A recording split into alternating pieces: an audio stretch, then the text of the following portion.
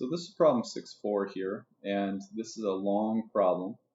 So we're given this kind of truss structure here, and what we're trying to find is the forces in each one of these single members here, and we're to determine whether those are in tension or compression. So each one of these members is a two-force member.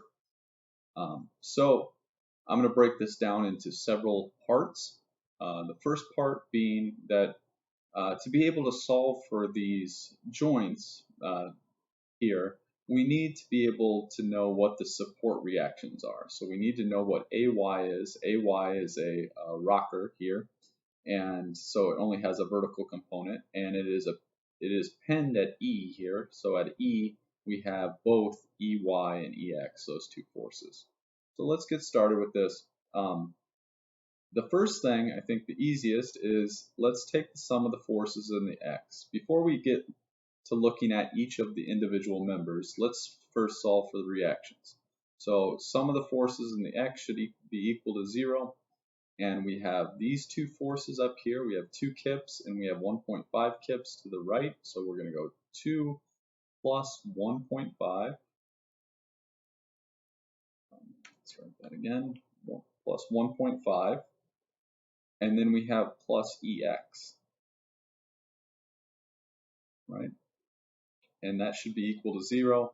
And if we solve for that, we should find out that EX is negative 3.5 kips.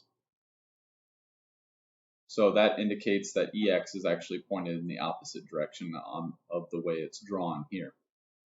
All right, let's move on. Let's take the sum of the moments about E. We'll have our positive sign convention be counterclockwise and set that equal to 0. So we're taking the moments about E here based on all these forces. So let's first do AY. So AY is acting 10 plus 10 plus 10 plus 10, that's 40 away. And this is going to create a clockwise moment. So we must make sure we get the sign right. That's negative. Okay. And then we'll move to this 1.5 here. This 1.5 is going to also create a clockwise moment. 1.5, and the perpendicular distance here is 4 from E, so we have 4. And then 2, which is also going to create a clockwise moment, and that distance is 8 plus 4, so it's 4 plus 8 here, which is 12. And moving on, we have this 3 here, so 3, and that's going to create a counterclockwise moment, so that will be positive 3, and the distance it's acting away is 20.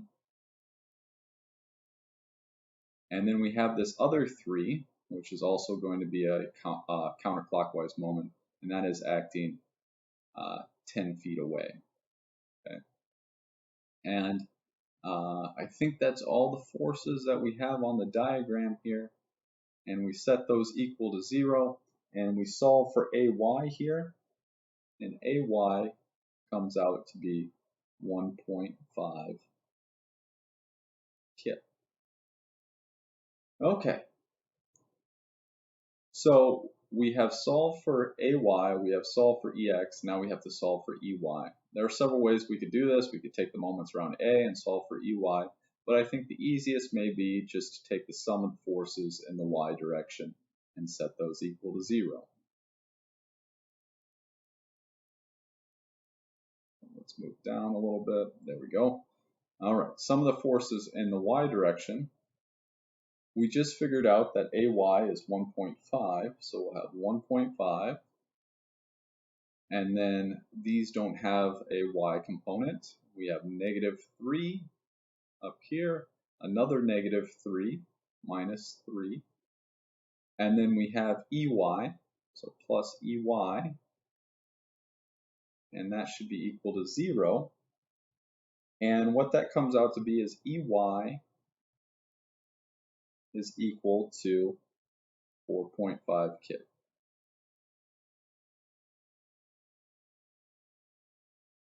And that solves for our reaction forces here.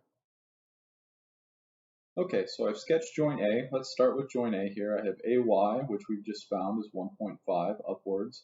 And then we have these two other members, AI and AB here. And I drew these in tension. So if we get a negative number here, that would indicate that these forces are actually in compression.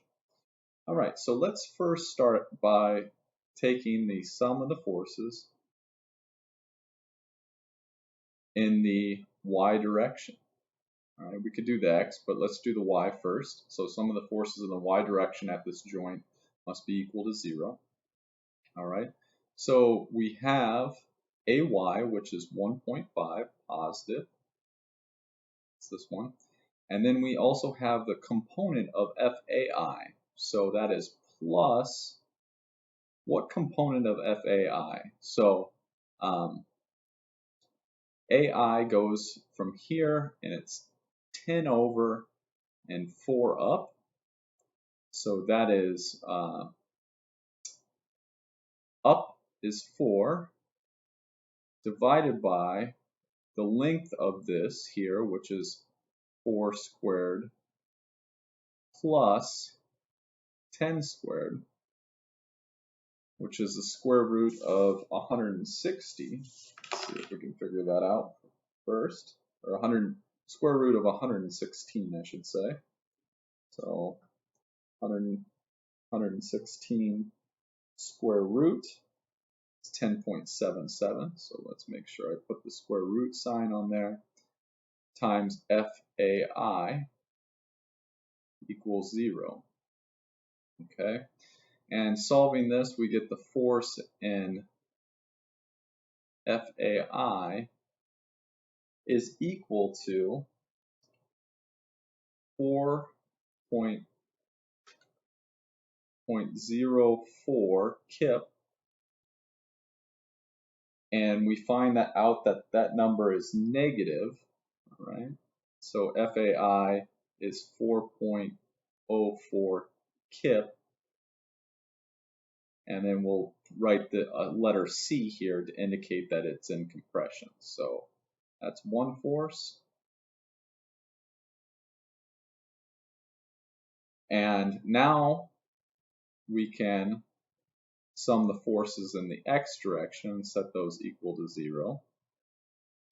So in the x direction, we have FAB,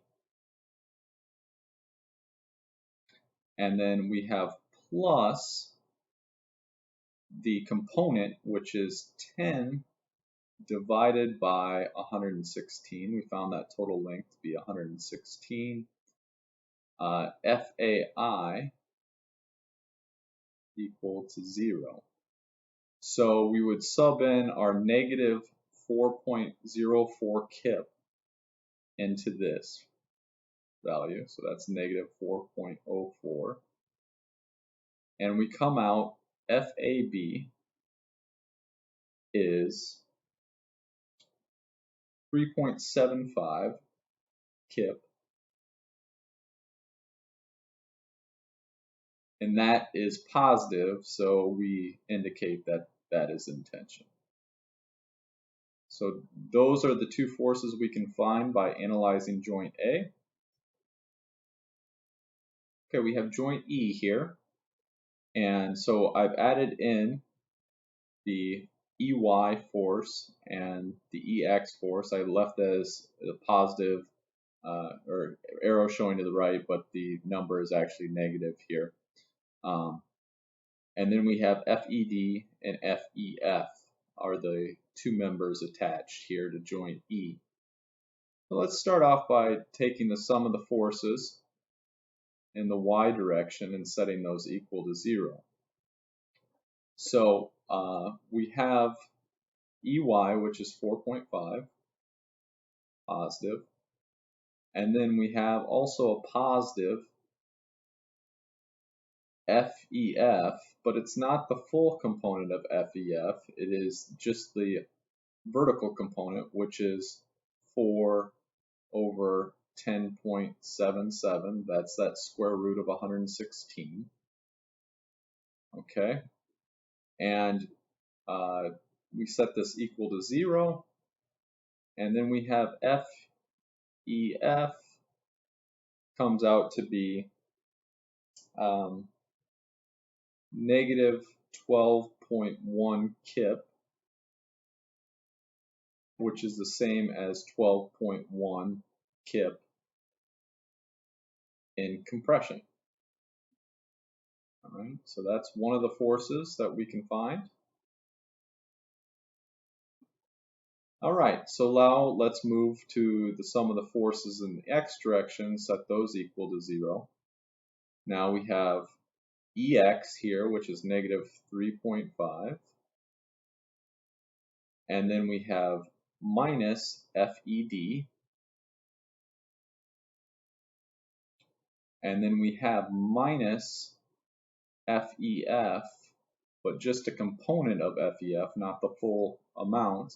So we have that 10 divided by 10.77 equal to 0. Now we can put our negative 12.1 in here, so for FEF, so here negative 12.1, and solve for this. FED then comes out to be 7.75 kip in tension. And those are the forces for joint E. All right, moving on to joint B here. So we're going to do joint B next. And joint B has three members attached, FBI, FBA, which we've already found out when we analyzed joint A that FAB is 3.75 in tension. So I've drawn this in tension, labeled it 3.75. And now we can just start by summing the forces in the y direction. And what we see by summing the forces in the y direction is we just have FBI is equal to 0. That one was easy.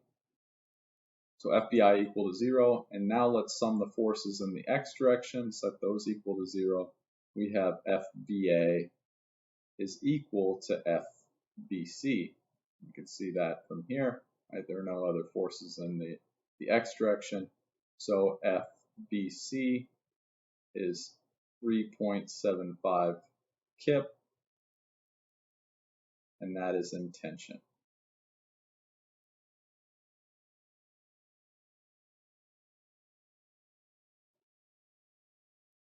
So we just finished joint B here, and now we're just going to move to the other side and work on joint T. And joint T will look a lot like joint B in terms of our equations here. So we already know FDE, so when we solved for joint E, we found out FDE, which is 7.75 in tension. So we can start by taking the sum of the forces in the y direction, setting those equal to 0. We find that FDF is equal to 0 because it's the only one pointed in the y direction. And then we'll sum the forces in the x direction and set those equal to 0. And you can see these are the two forces in the x direction. We have FDC is equal to FDE, which is equal to 7.75 kip.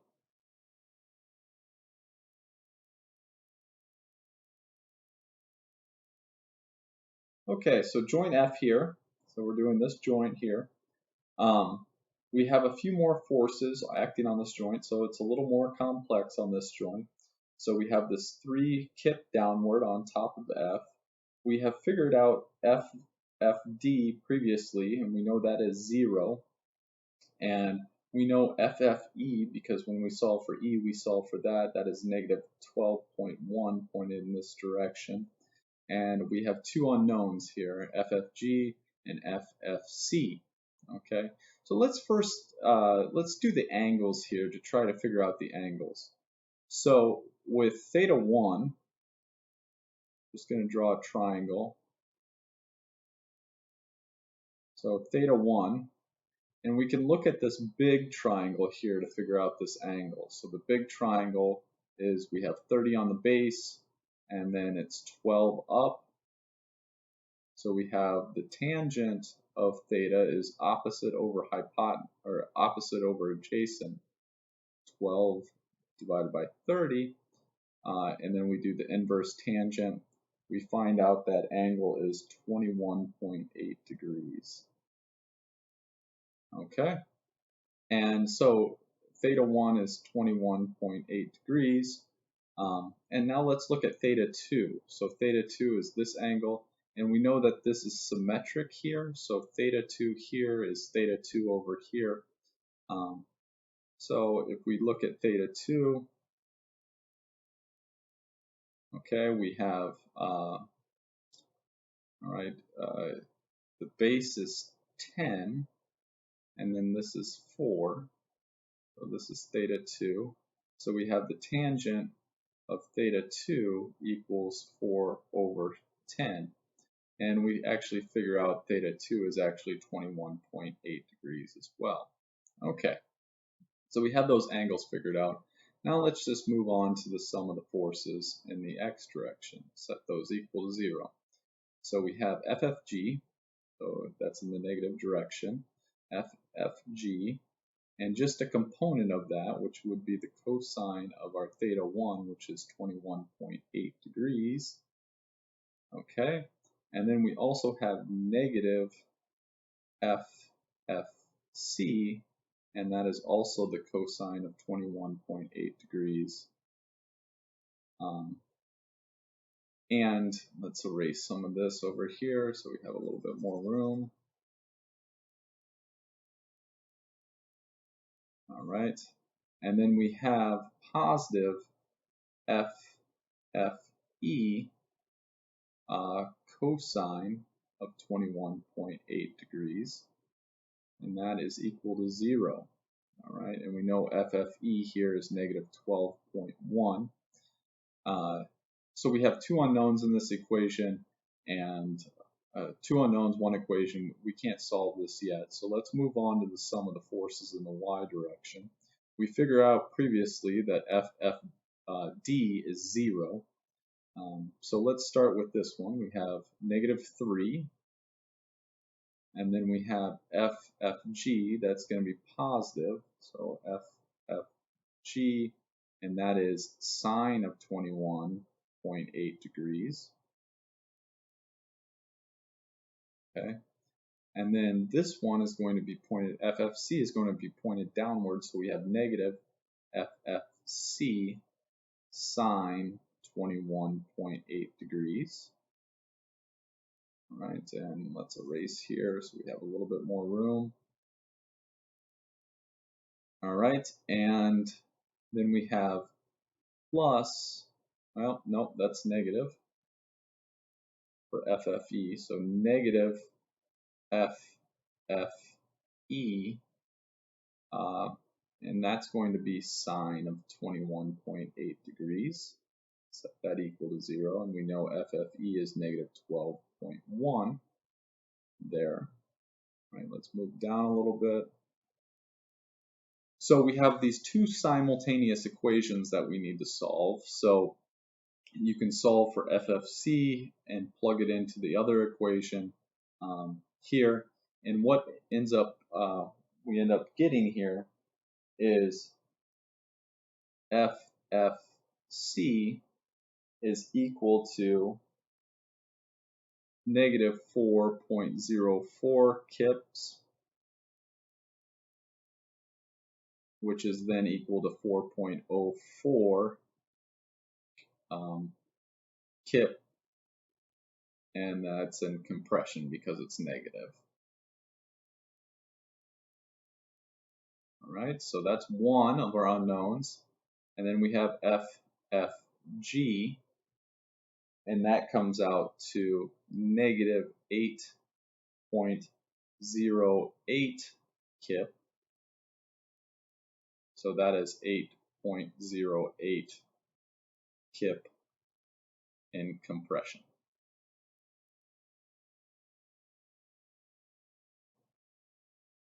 Okay, so moving on to joint H here, right up here. So we have this external 2-kip load here, and then we have FHI pointed directly downward, then we have FHG pointed this direction.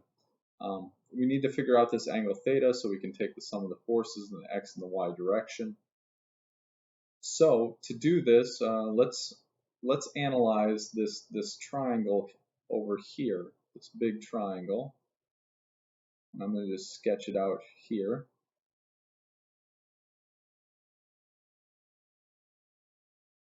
So this is theta here, and this should be 30, and as we move from H all the way over to E.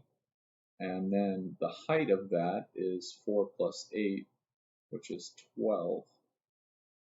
Okay, so theta here then is, we can figure that out because we know the tangent of theta opposite over adjacent is 12 over 30, and theta comes out to be 21.8 degrees. Okay, so let's move on. Let's do the sum of the forces in the x direction, set those equal to 0. So we have this positive 2 here, and then we also have FHG, and that's cosine of that angle, cosine of 21.8 degrees, and that is equal to 0. So we have FHG then equal to, comes out to be negative 2.15 kip, which is 2.15 kip in compression.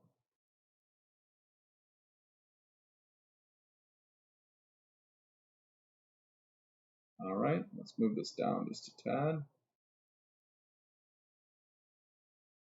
All right, now we do the sum of the forces in the y direction, set those equal to 0. We have negative FHI minus FHG sine of that theta, which is 21.8 degrees, equals 0.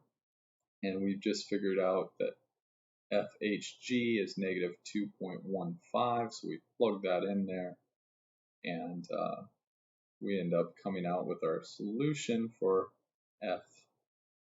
FHI, which comes out to be positive 0.08 kip, and that is in tension then. So those are our answers for joint H. All right, so moving on to joint C here, we have 1, 2, 3, 4, 5 members connected there. And so 5 members connected, and we know some of them already. We already know FCF, and we know FCD and FBC through our analysis. And I put the angles on here already of 21.8 degrees here and here. So let's just take the sum of the forces in the x direction, set those equal to 0. We're going to have negative FCI cosine of that angle, 21.8 degrees. We're going to have positive FCF cosine of 21.8 degrees. All right, so we have this one and that one, and then we have this negative 3.75, and then we have this positive 7.75. Right, and that should be equal, and we know FCF here is negative 4.04, so we have to put that in. But then we can solve for FCI, and FCI comes out to be 0.269 kip, and that is in tension.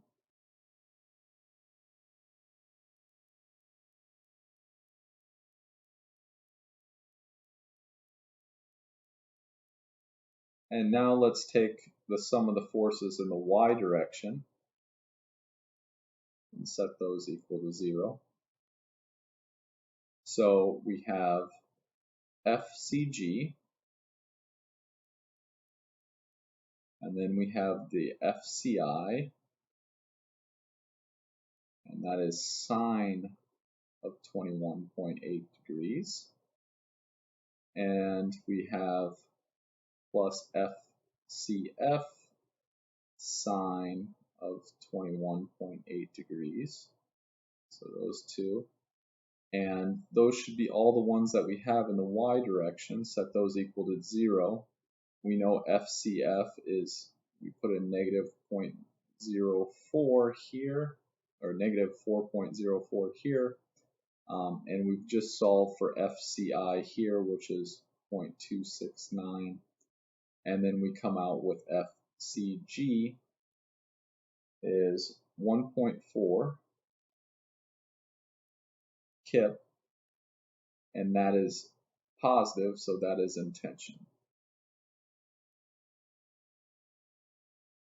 Okay, so the last joint we have to do is joint G, and we just have one unknown, FGI here. FGI is unknown, and we can just solve for this using one equation. If we just set the forces in the x direction equal to 0.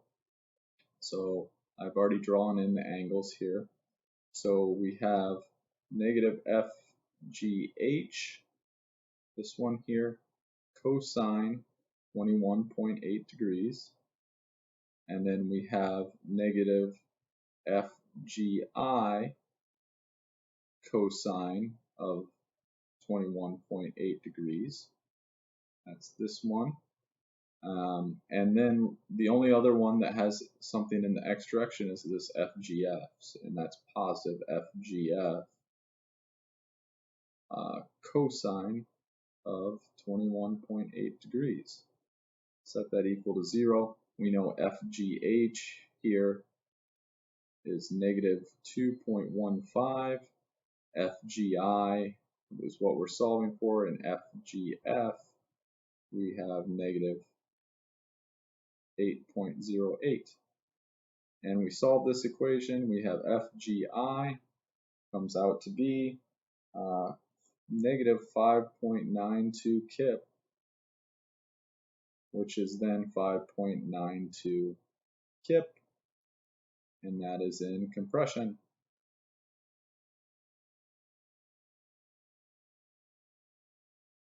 And that wraps up problem 6.4.